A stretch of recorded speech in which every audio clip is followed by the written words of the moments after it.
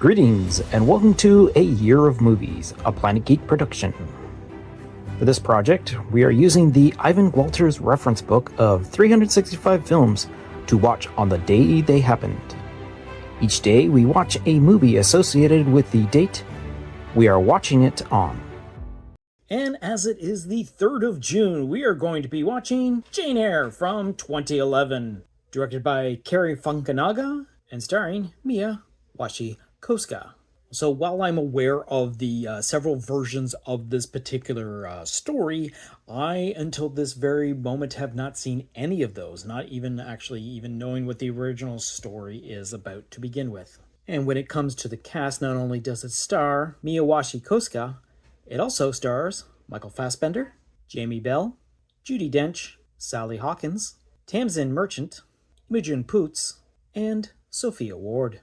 As an orphan child, Jane Eyre, played by Mia Wasikowska, is first cruelly abused by her aunt, then cast out and sent to a charity school. Though she meets with further abuse, she receives an education and eventually takes a job as a governess in the estate of Edward Rochester, played by Michael Fassbender. Jane and Rochester begin to bond, but his dark moods trouble her. When Jane uncovers the terrible secret Rochester has been hiding, she flees and finds temporary refuge at the home of St. Jean Rivers, portrayed by Jamie Bell. So I'm going to have to admit that I had to do some research after this. It seemed like a weird way to tell this particular story that seemed a bit out of line with reality, not the fact that it was like some sort of science fiction movie that I was watching, but the storytelling was not linear, which is something that I'm not used to. And I was interested to see if a movie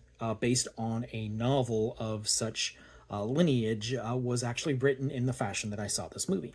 And again, having mentioned that I hadn't seen any other version of this movie, I did learn to find out that the filmmakers decided to use this plot of telling the story slightly out of positioning to give you a bigger twist upon the entire thing, because basically the beginning of the movie is almost near the end of the story, and we follow that point, and then we jump back to prior to what happened at the it's a whole entire back and forth sort of thing that I was unaware of, but doing the quick research found out, oh, this movie does it in this format, whereas the great number of other versions of Jane Eyre do not. Now, it does have a really distinctive darkness to this movie. I mean, there's everything's muted, everything's got dark colors. We have some fantastic scenery and sets that we deal with.